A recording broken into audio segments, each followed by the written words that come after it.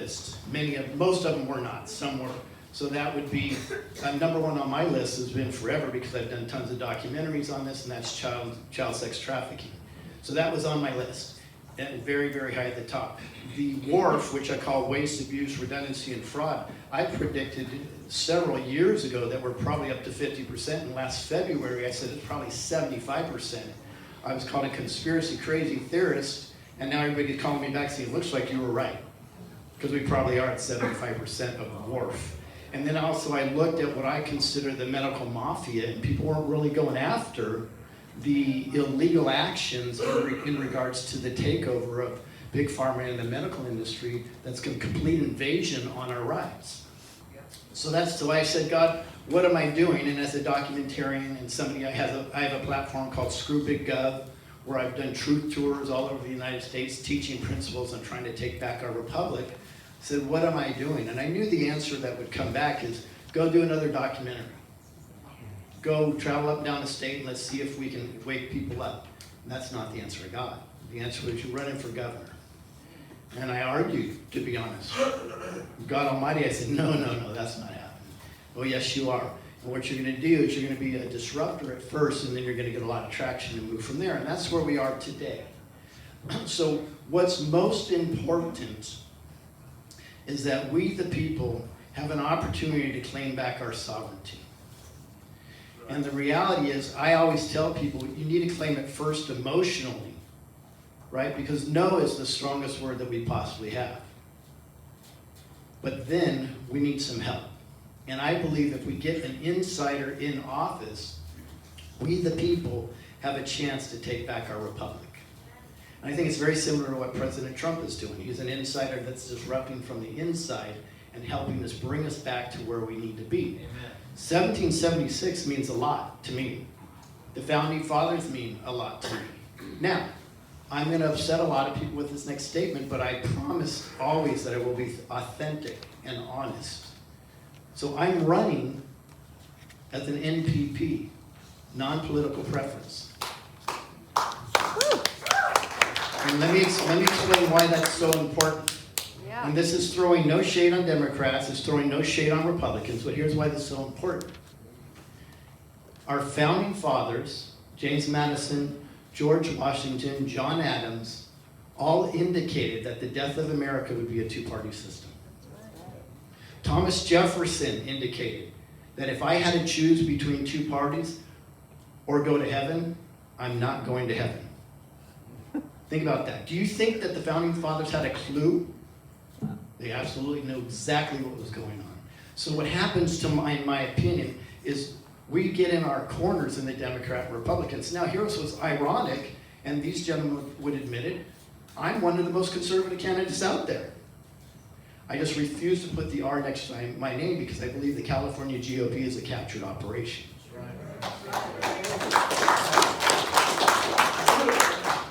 I believe they have no intention on winning an election. They make a lot more money losing elections. And if they won, what happens? They'd have to be accountable for results. And we have a mess going on in the state of California. But you need somebody with not just ideas, but you need somebody with courage that's willing to take on the parasites that have been controlling things for several decades. Right? And I can tell you, all three of the gentlemen right here, our biggest battle is with the fake mainstream media. Our biggest battle is what we call the conservative media. Because the reality, I believe, I'm honored to be on stage with Cheon and Daniel Mercury. Because I think they've got most of it figured out. Notice I said most. But they really do. Their passion is in the right. And we need somebody that's willing to fight and put your neck on the line to take our state back, because where California goes, the rest of the country will follow. Okay. Thank you, Mr. Herb. Thank you. Thank you very much.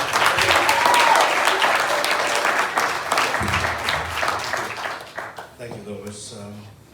I came to this country in 1960 with my parents. My father was the first Southern Baptist pastor in North America, and that was our ticket to come. He came as a 5-year-old.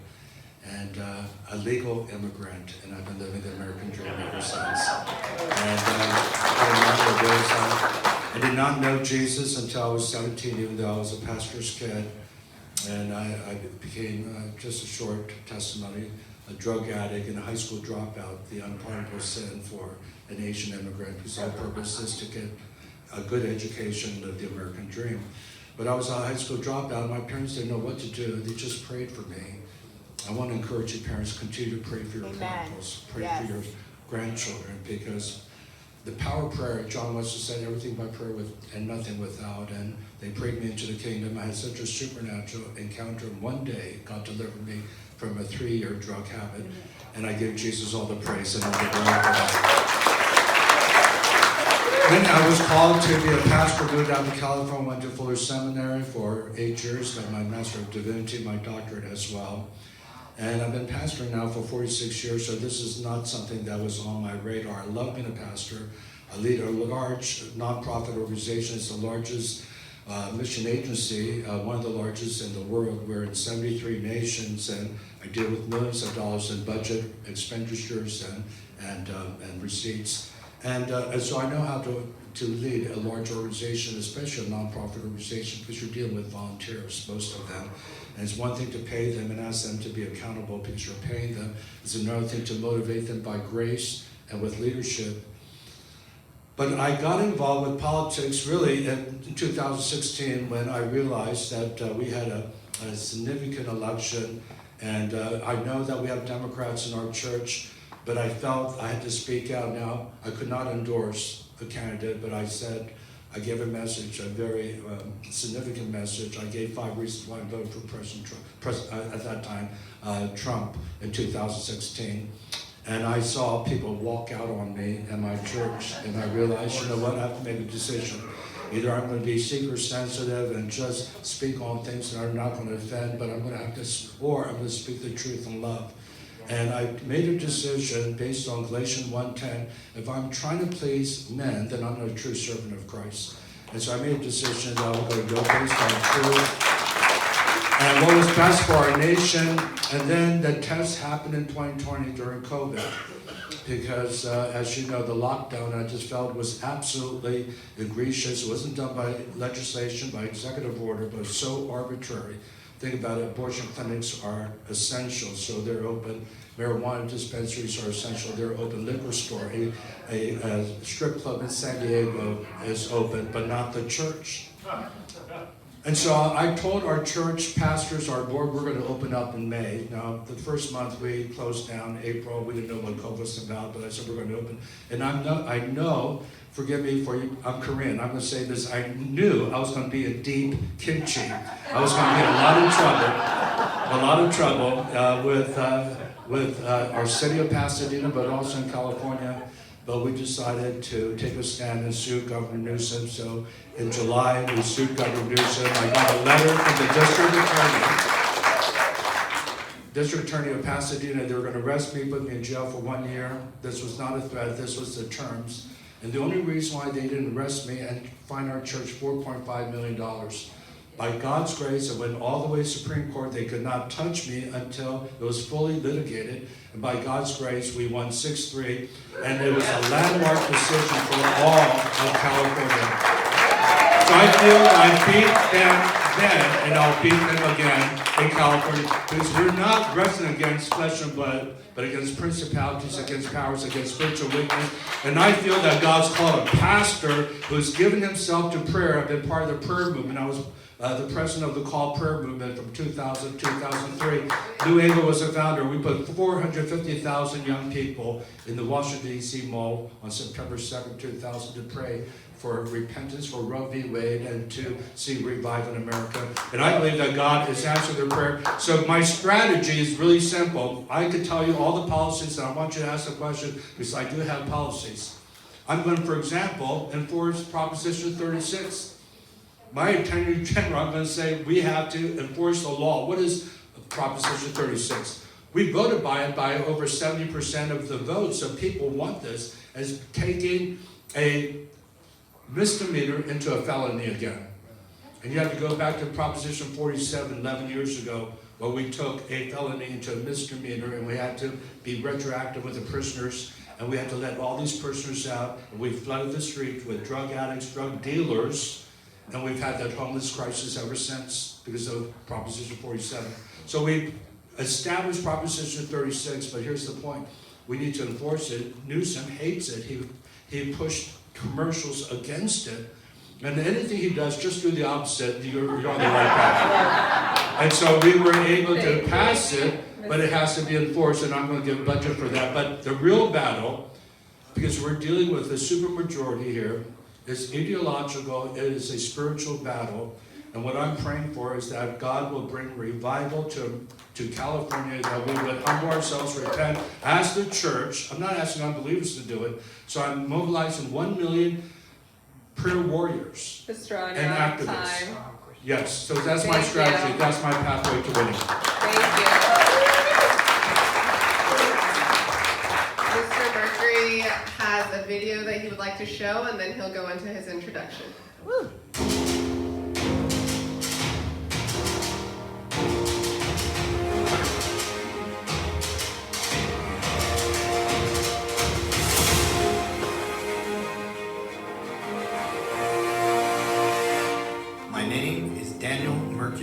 As the next governor of California come 2026, I intend to clean house. I served my country honorably as a black knight in the United States Navy. I stand for the Constitution, the Second Amendment, the protection of our children, and I only kneel for God. If you don't know the law, there is no law.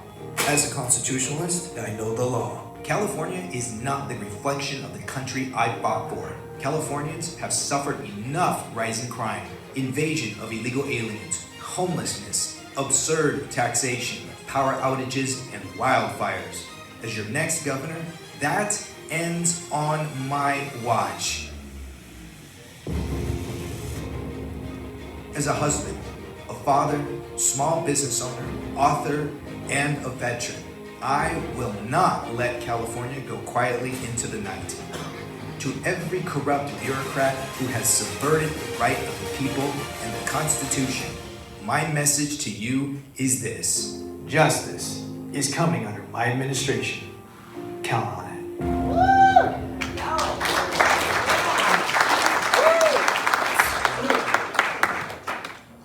Let me make sure I just stay on the time here.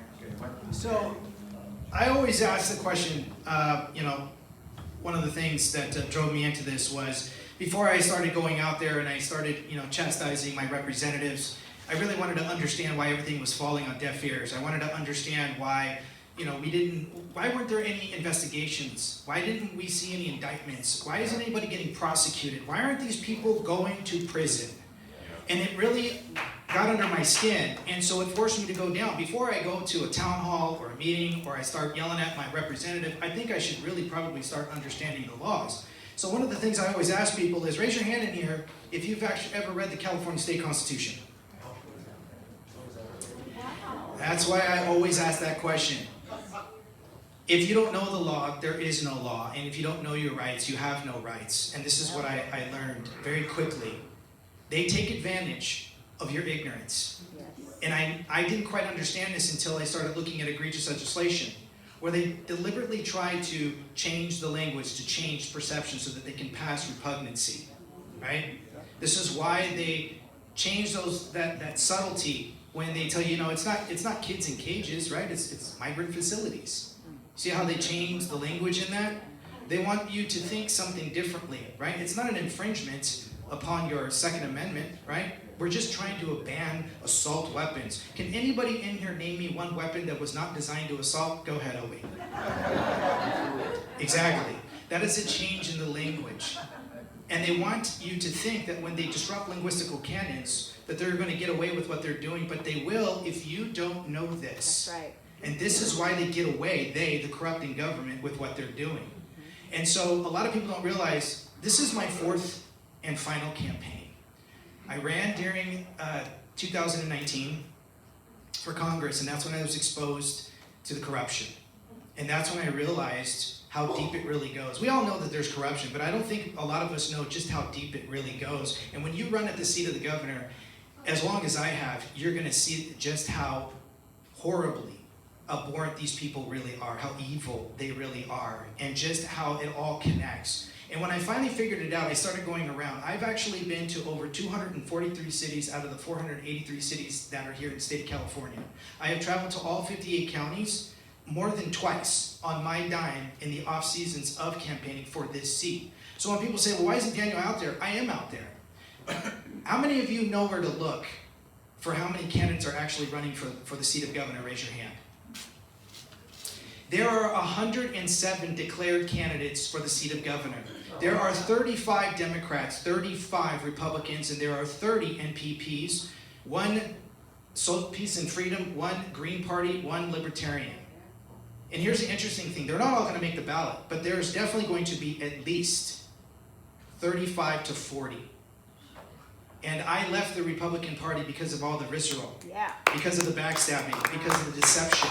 I am now officially a no party preference candidate. Woo. And let me just say this. Here's the corruption and why it led me down the rabbit hole, and why the people of the state of California and all the cities that I've been to labeled me as a constitutionalist. I didn't label myself that. That came by way of the people. In fact, one of them was Mr. Constitution himself, Douglas V. Gibbs. If anybody knows who he is, you'll know who he was the one who designated me in 2022 as the most constitutionalist candidate. But here's one of the things that exposed me, and I'm going to end with this, and I have just enough time for that. Is when I was exposed during Congress, I was getting all these packets in the mail that asked me and said in writing that if they were to endorse me from all these super PACs and lobbyists and Fortune 500s and you name it, and rich families, that if I were to actually be endorsed by them, I had to take their money. And it was written in the contract with all these codes. And I didn't quite understand these codes. And I got called by one of these super PACs and they said, Daniel, did you get our packet? And I said, yes, I did. And they said, great. Could you use $50,000? And I said, well, of course I could use $50,000 from a packet. What candidate can't use that? And I said, but I don't understand these codes. And they said, don't worry about that. We have over 2,500 members, and we can instruct them to send you independent donations of the max donation, or we can trickle it to you. So we'll start off with 2,500 times 2,500. That's $625,000 plus $50,000. And if you lose, we'll show you how to keep the money. And I said, wait a second, should you be telling me this? And they said, oh yeah, it's perfectly legal. See, under the FPPC here in the state of California, you can't keep the money as a candidate irrelevant of how much money you raise, but you can do one of 3 things. 1, you can give it back to everybody who donated to you in proportionate. That's tumultuous, nobody does that. Or you can give it to your favorite party, to which then there's a trade-off with endorsements, because you can't keep the money. Or you can run it through your favorite nonprofit charitable organization, to which you can put yourself on as an advisory member and recycle that money back into your account, and you make out like a bandit. Perfectly legal. And I have been attacked by my own party because I've been spouting this information all over the place with town halls and with PowerPoint presentations, so much so that I put it in my book, and I've given out over 1,200 free copies. And my team has said, please don't give out the copies anymore for free.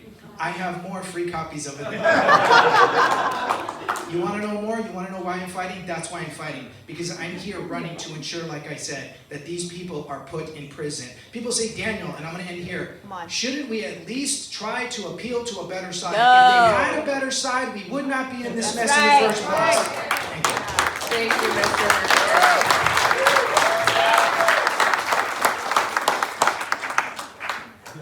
Thank you for the introductions. So the questions, all the candidates will get 3 minutes per question. We'll just go left to right, and we'll just take turns with who starts. All right, let's start with homelessness. Some say that substance abuse and mental health is the root of the homelessness problem here in California. Do you agree, and how would you deal with the issue? Mr. Mercury. I'm sorry, I meant left to right from our perspective. That's perfectly fine. Okay, thank you. So here's the truth behind, first and foremost, when it comes to homelessness. The corrupt in government are profiting off of the homelessness. When there's a homeless crisis, every county can fall under a crisis stimulus. So in other words, that county can go to the state and they can request more state funding or federal funding because of the crisis. So it behooves them to perpetuate the homeless crisis because of the fact that they can get a general obligation bond. For instance, a year and a half ago, Gavin Newsom gave Los Angeles over $5 billion to be paid back. The problem was that there's no fiscal oversight committee. There's no state controller that's going to ensure that all the expenditures are going to go into the right direction. And so then it goes missing into the void, and we as taxpayers paid for that. Why aren't they getting off the street? Why don't we see them going into some of these houses? Well, here's a simple solution. One of the simple solutions is here in the state constitution. I always encourage people to read it. One of the last, I think it's Article 34, where we have already standardized low-income housing. Well, why can't we standardize homelessness? Well, because it removes the money away from the counties. That's why, because then they don't profit. And the way that you can do this is a number of counties like Ventura County and other adjacent counties actually have a memorandum of understanding on how they deal with the homelessness. They actually go out, I've actually gone out and done a census to figure out who's a veteran, who's down on their luck, who are children, how many of those have mental instabilities, are recovering alcoholics or drug addicts. Each of them then are assigned to a different area of who can handle them. There are hospitals that have empty wards. Why aren't they being utilized? There are already tried and true nonprofit organizations whose books are open to the public so that you can scrutinize who they are so that you know they're not swindling your money. Why aren't they being highlighted? Because they will take the money and they will utilize it for what it's supposed to be used for. They can also tie themselves to real estate.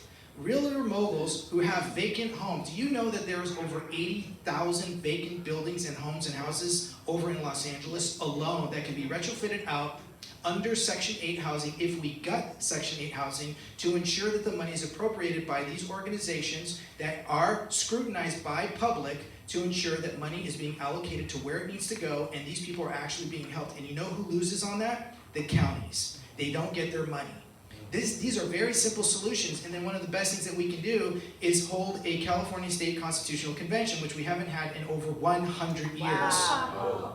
Why aren't we doing that? I'm almost out of time, but the reason why is because they don't want you to know. The corrupting government profit off of the misery of everybody else, off of your taxpayer. Where does the government get their money from?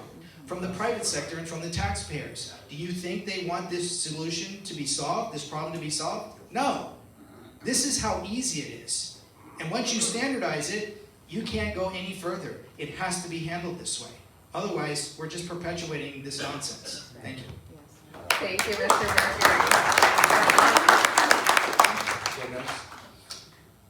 Mercury. I want to just go back to Proposition 36. It's already in the books, and I want to enforce that. And so we're going to arrest drug pushers immediately, but they need to be funded right now. Newsom gave $100 million for 483 cities. Just do the math. We're talking about nothing to enforce law and order. And so what we have to do is allocate it as the executive. I'm in charge of the budget based on Article 14, Section 12. And I'm going to release the money to enforce the police, not to fund the police, but enforce the police to do their job. The district attorney will enforce that. And we're going to cut off the head. Just like that drug cartel, and Mencho was just killed, and all of a sudden everything's being exposed. We got to get rid of these cartel behind the drug pushers, and we have to arrest them. We have to arrest look, I used to be a drug dealer before I got saved. And so I know there are layers of people that we have to get to.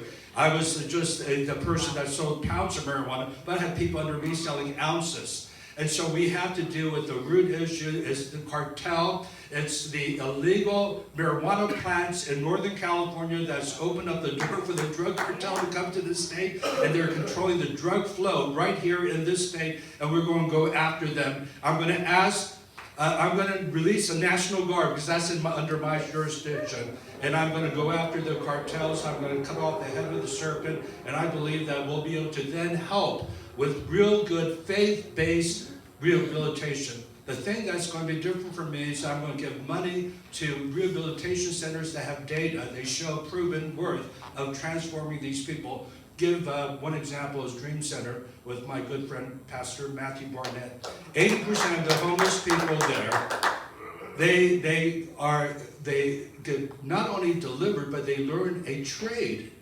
And that's the key. You have to give them a job afterwards. And so they're back in society. 80% of them are back in society, having jobs, paying taxes, instead of ripping off the government with Newsom's program. We spend $5 billion a year, $24 billion the last 5 years, and it's increased by 40%. This is madness. We have to stop the insanity. I want to do what I can do radically about it, because I feel this is really existential. It is safety of our community. When I swear in the Bible to uphold the state as well as the U.S. Constitution, the number one thing is public safety. And right now, we can't even walk down the streets of Los Angeles with my family. The last time I was in Fisherman's Wharf as a tourist, I had my children with me. I have 4 adult children, 10 grandchildren. I could not go to my favorite seafood place at Fisherman's Wharf because I'm stepping over bodies. People who are shooting up right in front of people and stepping on human feces. It's so bad. You have an app now, Where to Walk in San Francisco. How bad is that? And so now I just want to say that this is existential for us, and people are leaving Los Angeles, California, San Francisco. 1.5 million last 2 years. We're out of time. And so safety and then affordability. We'll get to that later. Mr. HERMS.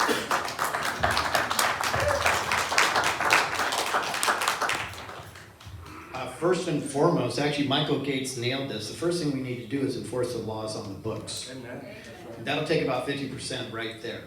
So one of the things I'm going to do, and this is encompassing of several sectors, not just homelessness, but I'm going to hold a sheriff's symposium first month to remind the sheriffs that they have a constitutional duty. And it's very important that if they abide by the Constitution, they understand what they can and cannot do. And they have a lot more authority to do things that they're avoiding currently. So when we enforce the laws on the books, and then we need to look at homeless as human. Not all of them are there just for some circumstance. Not all of them are there because they want to. And I believe in dividing it up in sectors. So first thing I'll do is the seniors and the vets, we'll do everything to house you immediately. Our seniors should never be on the streets. Our veterans should never be on the streets. So that's immediately what we're going to do. And my platform, as most people know, is Screw Big Up. So I don't like spending money. But that's someplace I think it would be decent to spend money is on our vets and our seniors. Our seniors are our wise ones, and they've been thrown to the side several years ago. And we need to bring that back. So that's the first sector. The second sector is we need to look and we see, okay, do you really want a job? Are you there based on economic circumstances? Fantastic. Let's put you in a temporary home, which could be a warehouse, by the way. There's a lot of warehouses that we could use. That $27 billion that spends is ridiculous. We can do this for $1.2 billion across California and end homelessness virtually immediately with such a small expense in comparison, right? In addition to that, though, now we have the people that don't want to be on the streets. We'll deal with them, right? Okay, let's look at the drug addicts separately. Is it something you want to get rid of? Well, you know what? There's actually some people that say, I would prefer to be homeless. We have to deal with them separately. The laws need to be dealing with them personally.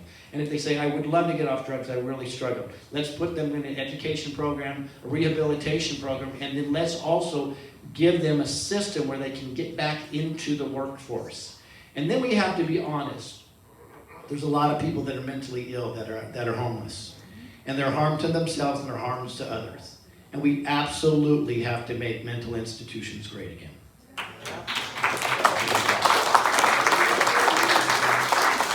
But none of this will happen if we're not willing to be honest and straightforward with this. If we want to have woke speak all day long, none of this is going to get done. So we have to have the courage to have the conversations. I'll bring all the sheriffs together and then the local police, and we're going to work together. But we will hold them accountable if they are not doing their job. This is a solvable issue. It really is. Yeah. Thank you, Mr. Hurd. Okay. I hate to be the bearer of bad news, but we're going to have to shorten the time to 2 minutes so we can actually get through more questions. Thanks, Che.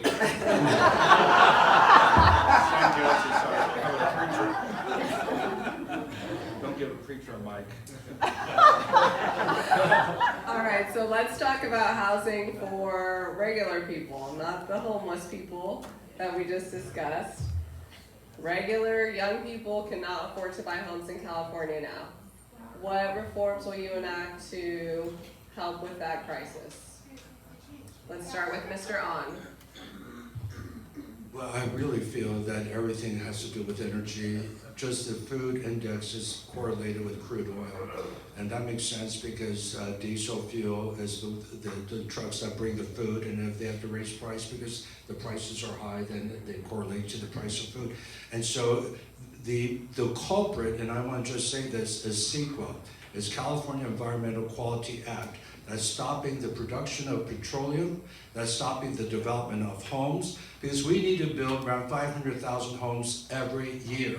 We're doing around 70,000 right now because of CEQA. What is CEQA? They're the ones who ask for environmental impact report.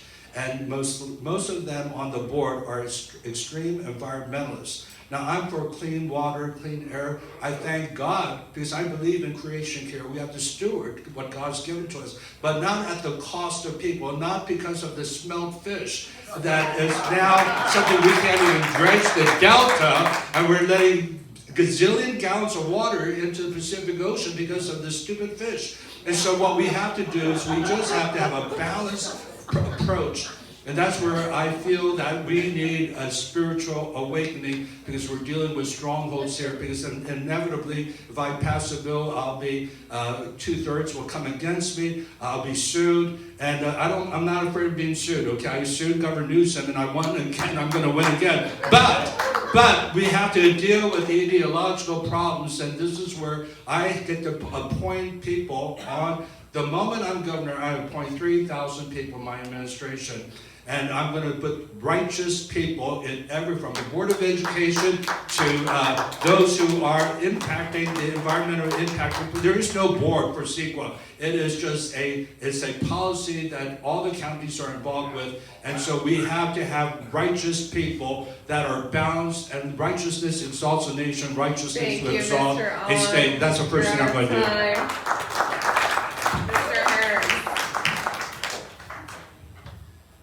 So I mentioned WARF at the beginning, waste, abuse, redundancy, and fraud. So when we go in and we're going to forensically audit the budget, what will that do? Let me click my 2 minutes. I apologize. Did you? Thank you. That'll hold me accountable. So when we tackle the WARF, the 75% WARF, what happens is now suddenly we have a surplus. Well, we don't need that surplus. So what are we going to do immediately? We're going to get rid of property taxes. Property taxes are gone. It's not hyperbole. We've done the math. By the way, they're illegal. I know. Go figure. And then I believe we can get rid of income taxes also, which is huge. If we're running an efficient government, now what that's going to do is it's going to help people afford a house. But more important than that is we have to get rid of, as Chase said, all the BS environmental regulations that are going on. That's preventing somebody from building an affordable house. Because the builders, by the way, the only people that can build houses right now are large corporate builders. That's right. Right? And the reason why it's only large corporate builders is because they can afford to bypass these regulations, they can afford to get the attorneys involved, and they can afford to have the staff in order to go through the regulations. This is absolutely ridiculous. So that is going to drive down the housing costs tremendously, and they'll make it more affordable. Getting rid of the overregulations is crazy. And here's one thing that many people don't talk about, but this is fact. Do you know in Los Angeles and San Diego County, probably Orange County, we're still looking for the numbers on this, that your houses cost about 30% more due to the cartel purchasing houses at a higher price than their value. Okay? It's not fake. This is real. This is documented real. And they use American attorneys and real estate companies to do this, and they over-purchase these houses, along with Chinese nationalist companies at the same time. We're going to put an eye on that. We're going to take care of that immediately. That will drive down so everybody can afford a home. Thank you, Mr. Herms. Mr. Mercury. Sorry. So let's add to this. Raise your hand right now if you are a homeowner. Awesome. Now raise your hand if you actually own the structure of that home. Now, put your hands back down. Now raise your hand if you would like to own the actual soil of the land. Here's the problem, and this is why the states don't tell you this, and it's taken me a long time to figure this out because I'm a homeowner myself, and I want to be able to have my children be able to own a home or pass it down without government coming in and taking what they didn't earn, what they didn't work for, what doesn't belong to them. So here how this works. A lot of times, most people don't know that up north with the farmers, they have what's called senior water rights. Why do they have that? Senior water rights basically means that they own the soil, the land, and the airspace because it was pre-legislation, meaning before the state constitution. But not a lot of people don't tell you is that one of the main sources of revenue here in the state of California is by property tax. Why does it keep going up? Because the government requires more revenue streams, and they do it through your property tax, which then also affects a lot of you who might be on a fixed income or you are on some sort of retirement plan, whatever it is, they don't want to relinquish that. What they're not telling you is that those senior water right holders have what's called an allodial title. Raise your hand if you know what an allodial title is. I didn't think so. An allodial title means you own everything, and the government can't touch it. What they changed the language to is now it's called color of title. That color of title is associated to the land patent offices. Who do the land patent offices report to? The governor's office.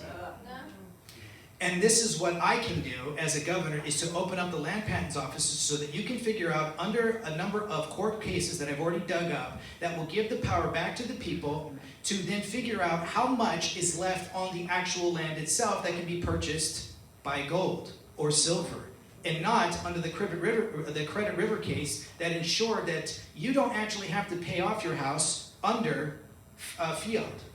You put me in office, I promise you, this is the way that you're going to be able to own it. Thank and you, own it Mr. outright. Mercury. Yeah.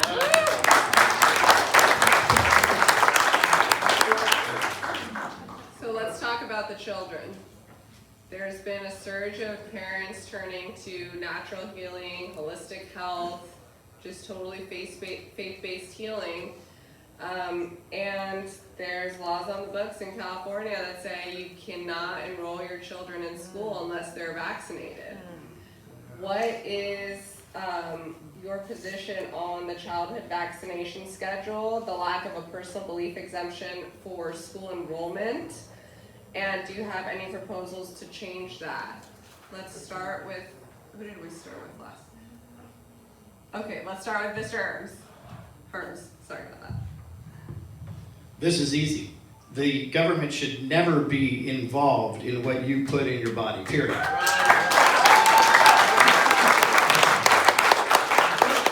And it's unacceptable to mandate any drug whatsoever that would go into a child's body. And there's a lot of scary things and manipulations that they do. So many people are familiar with AB 495, correct? And we thought, the conservatives thought, AB 495, it's against child trafficking, right? We were all told that. And the liberals were like, oh, it's for the immigrants, what they call it. They're illegal. No. You know what it's about? There's actually a health clause in there. It's about you going into a nurse where 2 years ago you would go into a nurse, you go, you are not vaccinating my child. And they would say, they would fight you. Oh, you have to go and you have to get them vaccinated. We're going to fire you. Not now. They go, yes, sir. No problem. And then they go and they have the ability now under AB 495 to check your child out of school and force vaccinate your child. That's the hidden truth under AB 495. That's the secret that nobody's talking about. This is what the government is trying to do. So absolutely, I'm extraordinarily Maha. People call me Super Maha because of my stances on this. It is your body. It is your choice. And we need to fight, and I will promise you, I will fight with you and for you until my death to make sure that this is your choice. And I can cut it off right there. I don't think you need to know anymore. Thank you, Mr. Mr. Mercury. Yeah, the reason why I'm Mr. running, one of the reasons why I'm running is because I have 10 grandchildren, and I see how the government has been systematically attacking children. We talk about Proposition 1, codifying abortion into our state constitution in 2023. What you may not know is SB 14.5, which is basically making a pederast, instead of a felony and being listed as a sex offender, is now a misdemeanor. That passed during COVID.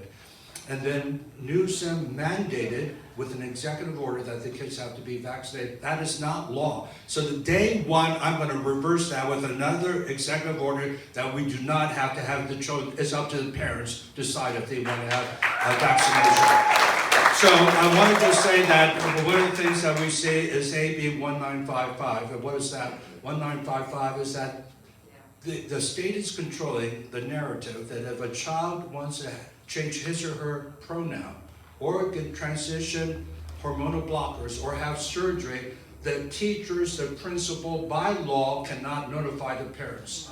There's basically, we have come to a Marxist, socialist, one-party government that's saying, we know what's best for your children, just shut up, and if you do come out, you're a domestic terrorist, and we will take child custody from you, because that's child abuse, that you want to bring up the child the way he or she should go, based on what the Bible says in Proverbs 22:6. So I'm going to restore parents' right immediately. It's about we the people, not the government, controlling education. By the way, I'm in charge of the school board. I'm going to put righteous people in the school board. That's going to have a trickle-down effect, because we have the lowest score test ever. We used to be number one. So there's a lot of things I can do as governor, and I'm focusing on children, because that's what the Lord has given me a mandate to do, and why I'm doing all this is for the next generation. Thank you, Mr. On. Mr. Mercury. So this is why I say it's really important that we all know the law, because they take advantage of this. So it's already written in the Declaration of Independence under the laws of nature and of nature's God. That is where parental rights derives their power from. Number two, you can't have bills like SB 276 and 277 that forces school vaccinations on kids. It's also an abrogation to the California State Constitution under Article 1, Section 1, because there's the last word that says the right to what? Privacy. It's not government's job or the school's purview to know whether or not you've been injected with whatever concoction that they think you should have. It's not within their authority. This is why it's so important that you put a governor in place who actually understands the law. One of the other things too that a governor does not need to do is does not need to create an executive action. It's called a public nullification. It's rarely ever been done. Why? Because we've never been here before. So a governor doesn't need to sit there and reenact an execution or an executive order to try to create laws. Governors don't do that, right? That's the legislature. But here's the thing, you do not have to, and you cannot create egregious legislation on top of positive law. It's as if it didn't exist in the first place. That's why the governor can take all of these acts from the past that do not harmonize with the supreme law of the land, based off of the Declaration of Independence, to simply be removed, stricken from the books. It's that simple. This is what we need to do. And so under my administration, this is what we're going to do. We're going to go back over the last 20 years of everything that's ever been put into the books that has done nothing but abridge and abrogate the people's will and the right. Because all laws must be in agreement. And when you look at past laws, when you look at past court cases and things that have already set precedents, you can't set new precedents today that already set it back then. That's right. Because the courts utilize a phrase that I love, and lawyers hate it when I use it. It's called stare decisis, meaning to stand by things decided. Yep. Means we're not going to reinvent the wheel. Well, neither am I. I'm going to already enforce what's already That's there. right. And our current legislature and our current judges and judicial branches, they're not going to be able to do anything about it because I'm the governor that knows how to get it done. Yeah. Thank you, Mr. Mercury. Let's talk about abortion. What's your stance on abortion? If it should be available and when? What do you plan on doing about that in California? Why don't we start with Mr. Mercury? Abortions. Well, again, I don't support abortions, period. That's right.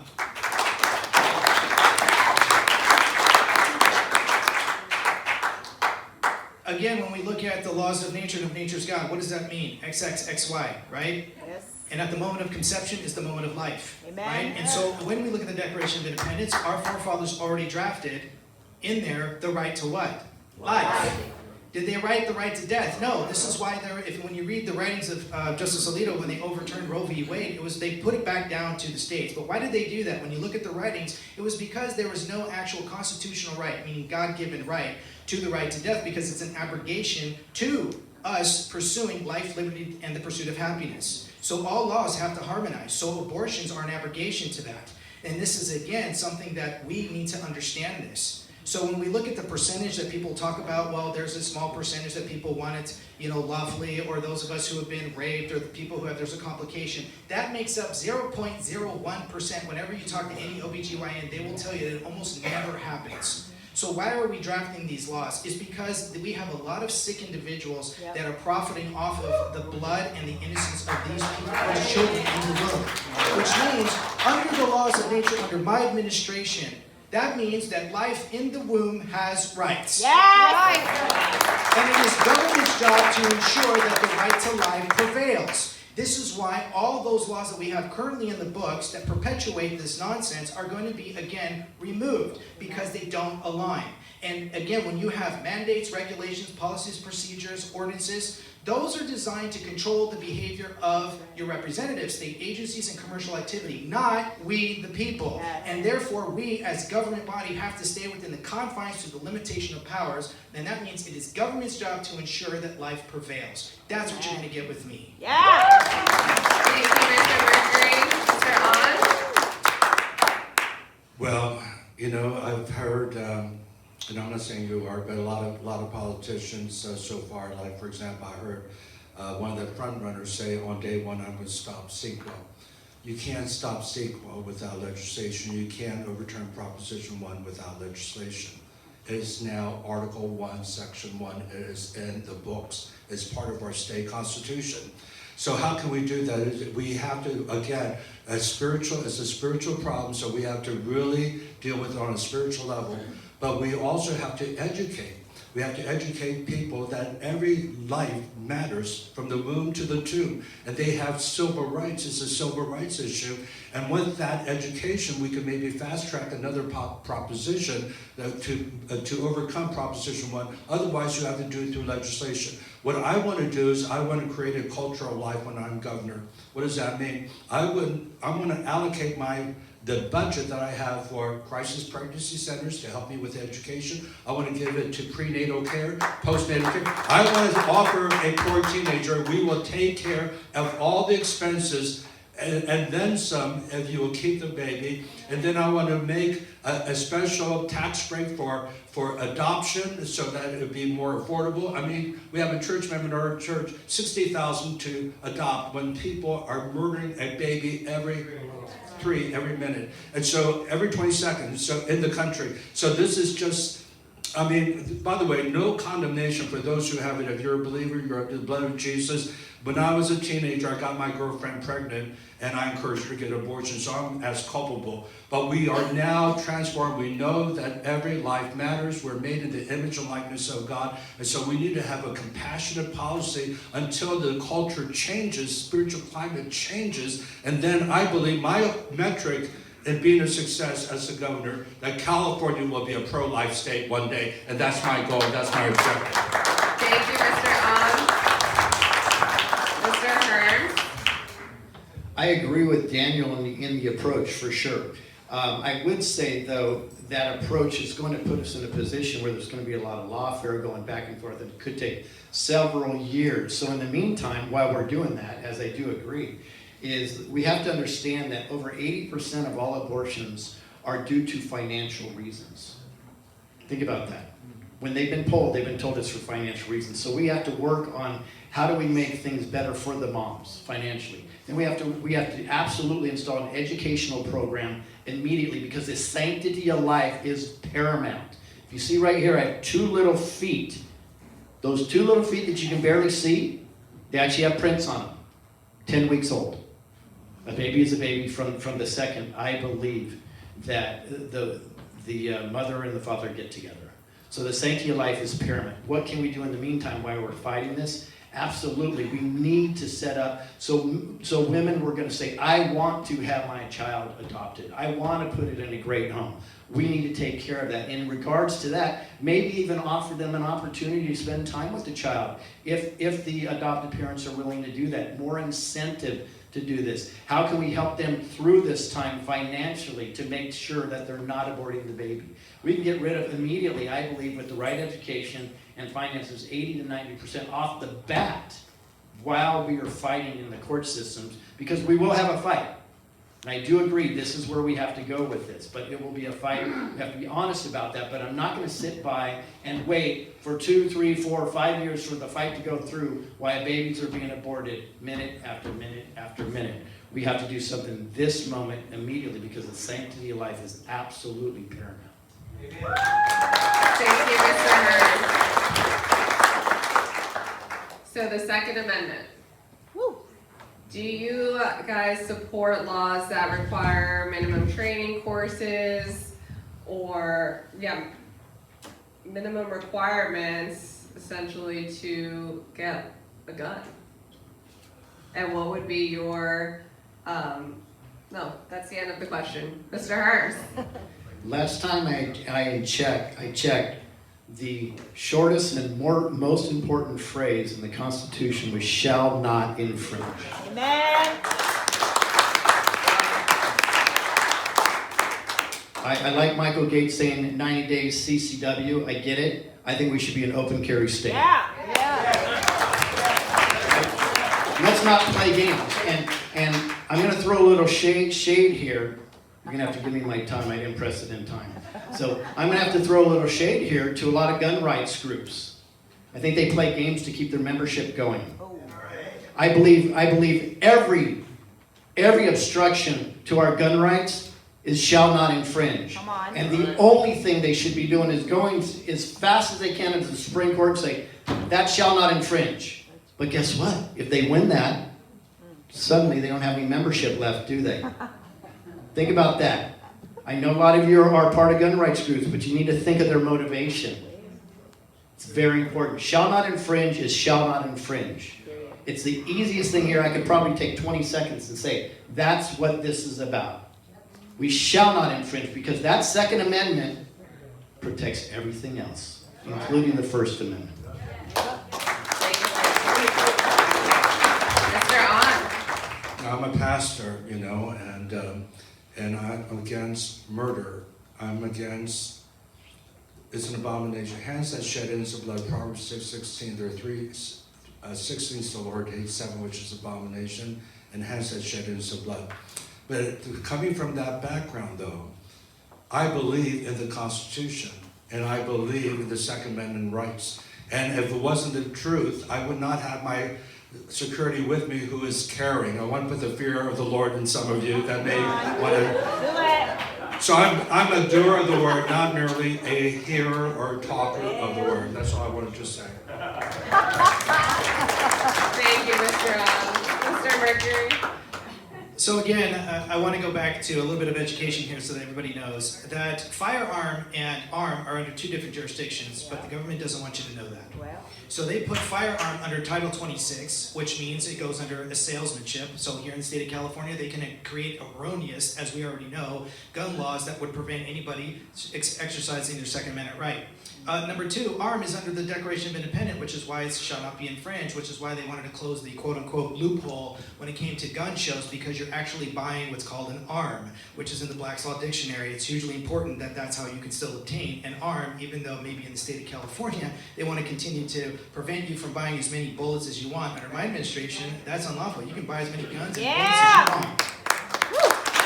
With that being said, too, the other thing, too, is everybody's talking about a CCW, but here's the problem, though, is the CCW is also egregious because it's turning a right into a privilege, right? If I look at Shuttleworth versus Birmingham, right, Miranda versus Arizona, all these laws that are out there already say that the government cannot take a right and turn it into a privilege and then charge a fee thereof. We call that extortion. Yep. So under my administration, you already go through a background check with the Fire Bureau, and you should, after that 10-day period, be able to walk out. You're an automatic CCW. Done. That's it. You don't have to do anything else. I'm okay with open and carry. I think maybe for the first year or 2 here in California, while we get things right, to still be a CCW, to keep the criminals guessing, because there has been a lot of people who have tried this in other states and then they have been mobbed. I would recommend to keep a CCW so that the criminals don't know who's carrying. And for me, that would be the best way to go until the state actually gets under that particular mentality. But under my administration, one of the biggest, most important thing is that everybody has a right to defend. It shall not be infringed. I love what he was talking about. Louis HERMS is straight up. But no, you should not have to. It's up to you whether you want to go to a gun course or not. That is not in the purview of the government, and that's how it's going to remain under my administration. All right. Thank you, Mr. Mercury. Okay, last question before we take questions from the public. So the progression of AI is now causing some public fear it's everywhere. For example, Ring cameras now, they can ID you. People are scared, what if law enforcement joins forces with the Ring camera, and now they're just invasion of privacy completely, as well as the taking of jobs potentially. So what would you do to protect people's privacy and their jobs? Mr. Mercury. Well, I think one of the first things that we need to do when it comes to AI or any kind of invasion of privacy is now that we live in a digital era, I'm Gen X, so I'm one of the last generation that we know what it's like to live without it, and of course to be melted into it. But here's the thing though, is when it comes to AI, it is an invasion of privacy, and one of the things that we need to create is a digital bill of rights, so that we can then ensure that it does not go beyond our privacy. It does not, AI. But I also have to look at my Bible, as though as many of us read. I believe that the AI is what I consider the beast system.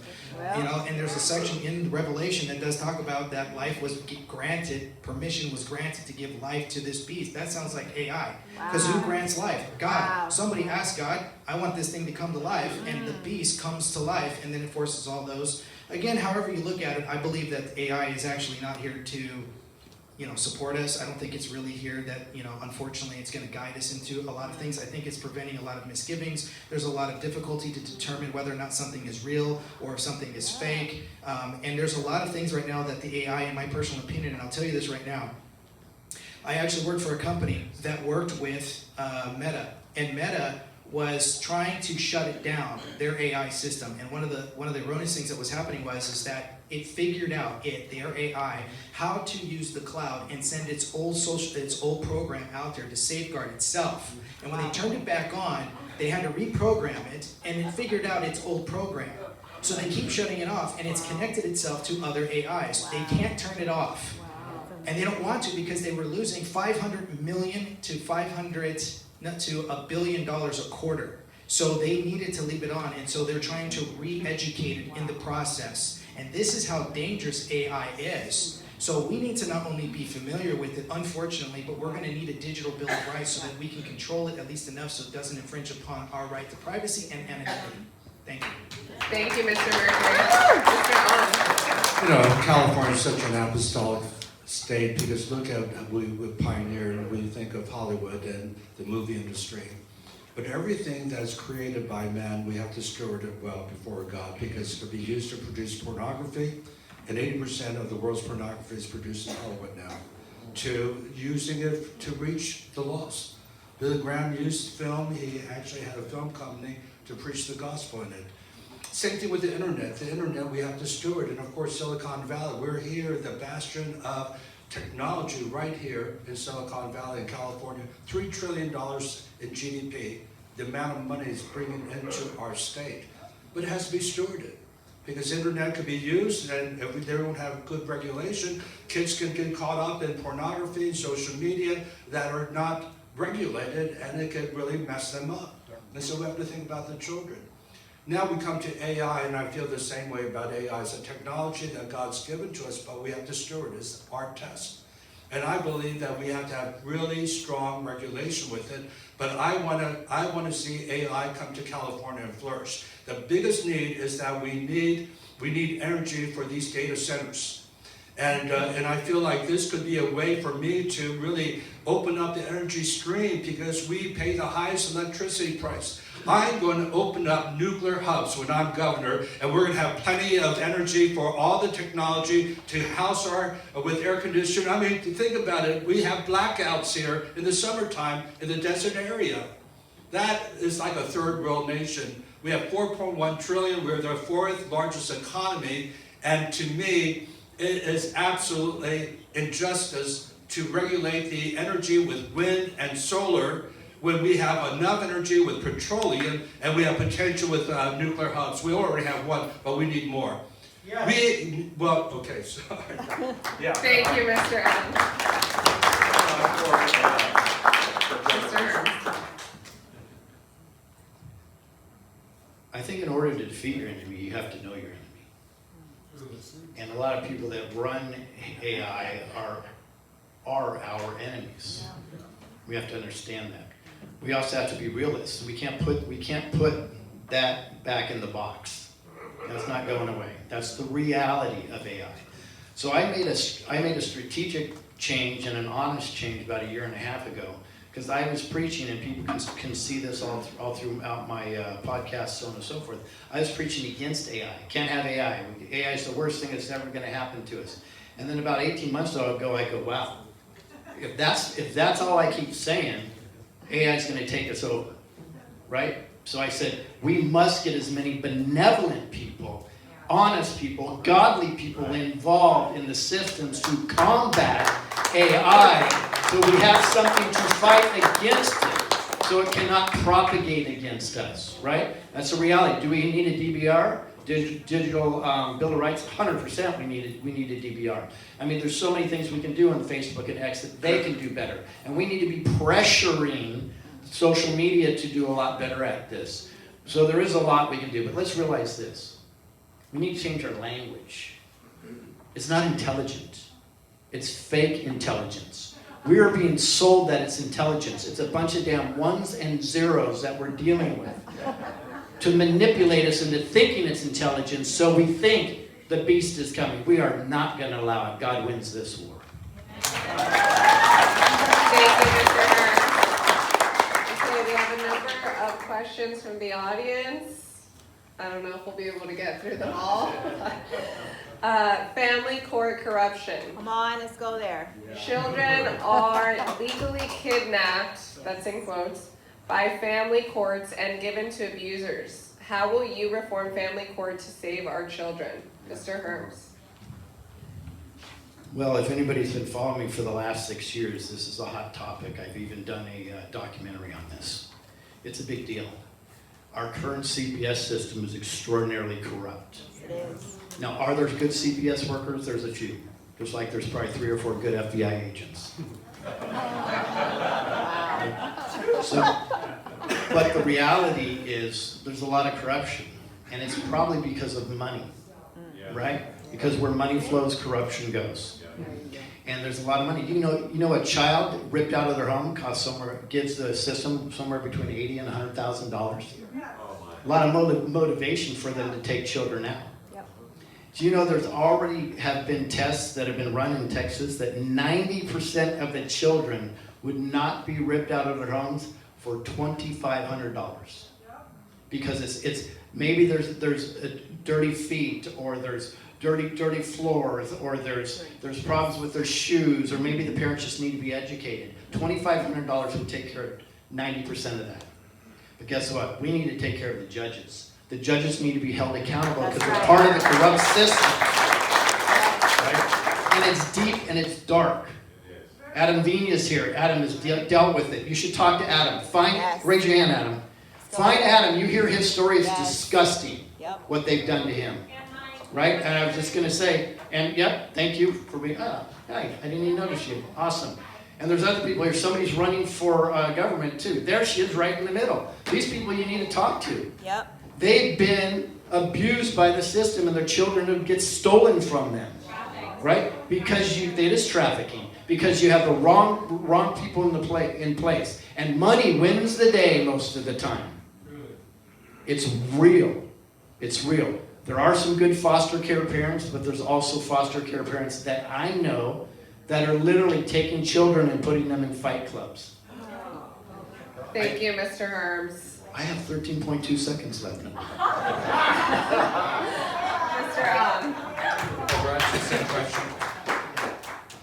This is why I'm saying it's a spiritual battle. We really need to deal with it on a spiritual. What I mean by that is the church has to pray and repent and ask God to change things. Because what I'm going to do is I'm going to reverse bills like AB 495, SB 357. What's SB 357? It's in the law books. A police cannot go up to a 12-year-old that's hooking on Sunset Strip and take her and ask for her ID or take her into child custody. It's racism. We're defunding the police. We don't have time for this nonsense. the report I read, human trafficking has tripled just by that Scott Weiner bill, SB, Senate Bill 357. And so we have to just overturn that, but again, by doing that with legislation, we need to change the heart and the mind of legislators. It's already in the books. And that's why I really am mobilizing not only people to pray, but as activists, because we have to win back California. California has to shift to a red state, and so I'm mobilizing these people for local elections, for state assembly, state senate, because again, it's a one-party state, and you can try to do all that you can, but you're going to have obstruction, you're going to have lawsuits, but I really believe that I'm in it for the long term. Even, it doesn't matter if I win or not, I am, as a pastor, as a revivalist, I am going to mobilize the ecclesia, get new people registered to vote on a grassroots movement, because this is something that we have to think in terms of even our children's generation and our grandchildren's generation. So I am asking you to go to my website, J4CA, and I want you to sign up as an ecclesia, that you will be a prayer warrior and that you be an activist, and that we will train you what that looks like, what to do. And I really believe that as we gather the remnant of believers who are really, from a spiritual perspective, seeing the root problems of California, we have to change the spiritual climate. And when we do that, by the way, this is nothing new. God did that. Thank you, in Mr. On. You're 1738 out with of the Great time. Awakening. Mr. Mercury. I want to make a correction to my counterparts here, is that the judicial branch interprets, the legislative body drafts it, and the executive executes it or not. And this is why there's a check and balance. And so when we have egregious legislation, you cannot redraft positive law on top of egregious law on top of positive law. It doesn't work like that. Egregious legislation is falsely operating under the color law, and it is an executive action. There is no redrafting legislation. There is no negotiating with the legislative body or the judicial. It does not work like that. Number two, you asked about family court. One of the problems with the family court is that they were trying to come up with, I think it was AB 895 or 958, here in the state of California about 2 years ago, where they were going to force parents to have to answer the question of whether or not they were going to be in support of whether or not they were transgender, transfluid, any form of trans identity. And the problem is that a lot of parents didn't realize that that bill was actually forcing parents to have to force themselves into a compellment. The courts don't have that authority, and so they were trying to say that parents, that if they did not agree, then they were basically putting themselves and they were holding themselves personally liable under this criminal intent. But the courts are civil when it comes to family court.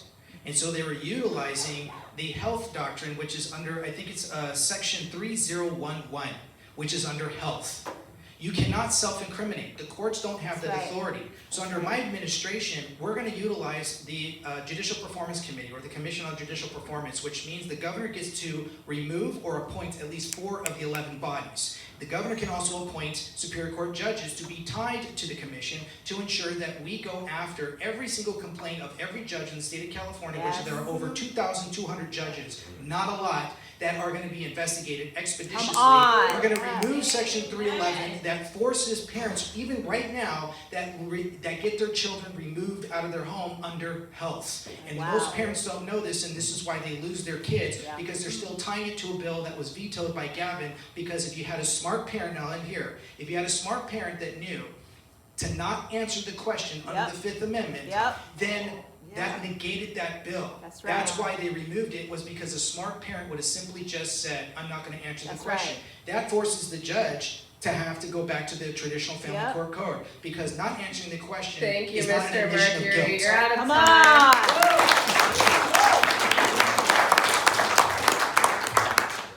What are your solutions for the crazy taxes we have for gas, property, and employment? Mr. Mercury. Taxes. Oh, I love this one.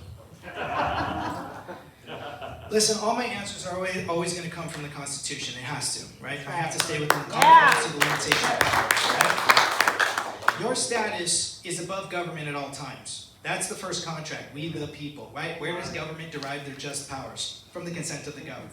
Okay. When it comes to taxes, duties, imposts, and excises, that's constitutional.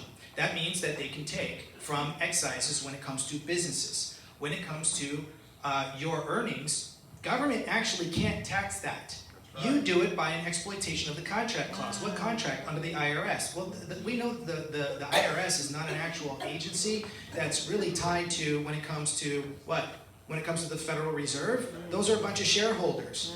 And so they tied it to the 16th Amendment that wasn't properly ratified. When you look at the writings of Bill Benson, and you look at the law that never was, and you look at every single court case, under that, they have actually made all of those cases that prove that it wasn't properly ratified mute. You know why they did that? In the court transcript, it actually says that because the 16th Amendment wields power, they don't want to disrupt the ability for the federal government to continue to taxation, improving upon a business clause.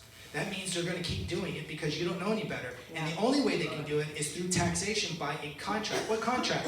Your 1099, your W-2, and all those wonderful forms that you fill out, because you're guaranteeing those bodies that they can take your hard-earned money between you and an employer. They don't have that authority. And yet no governor has ever pushed back in that mannerism. You put me in office, that's one of the first things we're going to do. Yeah. And number two, we're going to make sure that it's only in excise in proportionate to the state. And number three, there's no reason for a state income tax to be taken from you because we already get billions, 20, 30, if not $40 billion in state revenue. How much more money does the state need? So I want you to think long and hard about that because at the end, and I'm going to end here because I only have a few seconds left, is that when they talk about, are we the fourth largest economy? We're the fourth largest economy. To whose prosperity? Well, to the state's overinflated budget, mismanaged budget with a bunch of people who don't know what they're doing, or to your bank account? Because I guarantee it's not to your bank account. And through the Constitution, I will ensure that gets back into your pocket. The first thing I'm going to do, I'm in charge of the budget. I'm going to judge every line item. There's so much corruption. Just take the 2008 bill that allocated $40 billion to the speed train that we don't have 1 foot of track to show for it. Every item has to be judged, and I'm responsible for that. And so I'm not going to allow corruption. I'm going to look at it from, but for those who don't know, I'm a businessman. I'm a very successful businessman. I've been a pastor, but I started my own LLC in 2010. I make more money with my company than I do as a pastor, and I've been able to turn my salary in several times over. And this is not a campaign gimmick. I've been doing that for the last 15 years. I know how to manage finances because of biblical truth and principles. And one of the things I talk about is get out of debt, stay out of debt. That's in Scripture, Romans chapter 13, verse 8. I talk about multiple revenue sources. And what I'm going to do is I'm going to open up oil production. I'm going to drill, baby, drill. Just like there is so much money here that I am going to lower taxes. And my goal is to be like Alaska, have 0 state tax. That is my goal. And so we have the money, but it's been mismanaged, and we're not using wisdom to produce good production, good tax money from the corporations, and so that we don't have to hurt you and me, we the people. Thank you, Mr. HERMS. So we need to understand there's a clear difference between the word legal and lawful. We have been subjugated to legal and oppressed by legal when we should be dealing with lawful, which Daniel is referring to in regards to the Constitution. That's lawful, right? We can go into God's law, natural law, but that's lawful. So while we are dealing with that, and that's a mammoth that we need to deal with, because part of it's an education process. Unfortunate, because we've been so brainwashed as a people that think that they're doing things the right way when they're doing it the wrong way. And they're doing it for their benefit, not we the people's benefit. So what do we need to do in the meantime? We have to go after WARF, waste, abuse, redundancy, fraud. It's probably $350 billion. Let's just say 75%. 75%. You get rid of that, now they have no excuses, the baddies, to keep trying to enforce these illegalities and unlawful laws like what? Property tax and income tax. They have no excuse now, because there will be no need for the money when you get rid of it. So we will forensically audit it as hard as we possibly can. In addition to this, then I have 40 seconds left, we will place that complete budget online, line itemized, for we the people to audit it anytime you want to. And it will be a comment section so you can hold us accountable. So you say, Mr. Herms, you spent $500 on that desk. I found it over here for $150. You lied to me. I apologize. We'll get that fixed right away. We, the people, need to hold our government accountable, right? Guess who we need to govern? We need to govern the so-called government because they are employees of ours, and we, the people, cannot forget that. Thank you, Mr. Herms. So you kind of led us into our last question. We don't have time for all of them. I'm sorry, everyone, but the candidates will be here at their tables afterward if you want to go ask some questions. So how can you ensure California voters you will not succumb to corporate interest groups? Mr. Herms. Well, the first thing we do is we need to have a contract with God.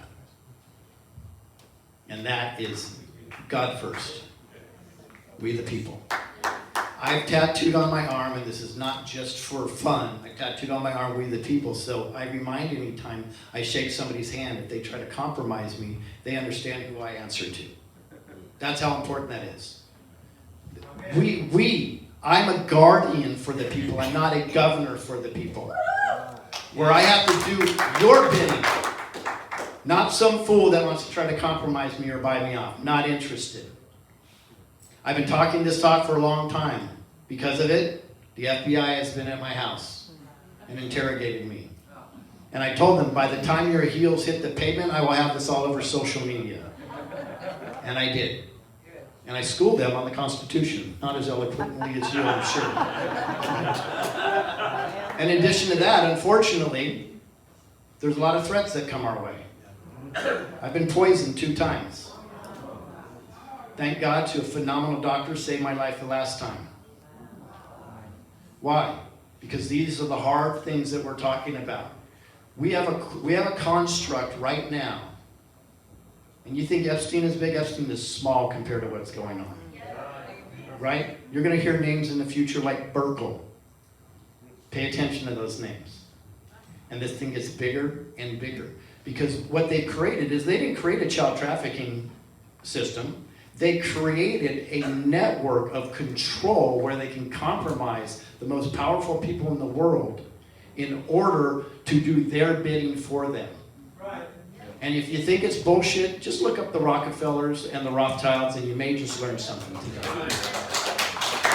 Thank you, Mr. John. Bottom line is I fear God. Fear of the Lord say hate evil. Pride, arrogance, and the perverted mouth I hate. Proverbs 8:13. Here's the point, is that by God's grace, I have been audited by the IRS twice. And the reason why is because they could not believe I gave away 80% of my income each year I was audited. To me, I'm untouchable when it comes to the love of money, the root of it, all evil. And I really believe that my heart is to give back to the community. And I'm making a promise right now, I've said this before, when I'm governor, I'm going to take my paycheck and give it to different charitable organizations in California. That's what President Trump's doing, and I can afford that because, again, my church is not supporting me, my network's not supporting me, it's my business, and my wife will continue that business when I'm governor. Thank you, Mr. Mr. Mercury. What am I going to do? What am I going to do to ensure that I'm not going to be bought and paid for? I think I've been already proving that. When it comes to this race, I've already been approached a number of times. I've been at this for 6.5 years. 6.5 years I have been campaigning on my dime, not yours. And with the gracious supports of some people who have donated. But most of the money that's come in has been through in-kind donations, meaning that people have given up their resources. But the people I've talked to who have been donors, big donors that have spoken to me, also to some people who are the leading candidates on both sides of the fence, a lot of candidates get approached. But there's always a quid pro quo. And one of the last ones I asked, I said, listen, I've sat down with a number of donors and people who were going to contribute large amounts of sums of money. And they always say the same thing. They want to ensure their legacy on some level. And I asked the last person, I said, listen, you've talked to me about 5 minutes. What do you want? And he said, you know, That's a really great question. It's probably the most important question you could have asked. Why? Because again, that individual has worked close with the government to ensure their legacy, and that legislation will not interfere with their fortune, which comes back to the amount of money that has come in when I was asked here in Congress. And in those contracts, I looked at the state codes, and it said that if I took the money and I signed the contract, I could not do, I could not say, and I could not enact anything that would be counterintuitive or contradictory to that group, that pack, that family, that individual. And because it's the contract clause. Under the contract clause, I'll paraphrase, it says that the states cannot come up with a law to prevent the obligation of a contract. What does that mean? The right to contract and the right to a contract is not limited. That means the courts are going to take the Constitution and throw it out. Why? It doesn't apply. How come? Because the contract has to be fulfilled. And this is why you get a lot of people who get into office who wonder, how much money did you raise? Why do you care? Right. Because it comes with a guarantee and it affects you. I haven't taken a dime of that. And that I've already proven myself. That's right. Thank you, Mr. Murphy.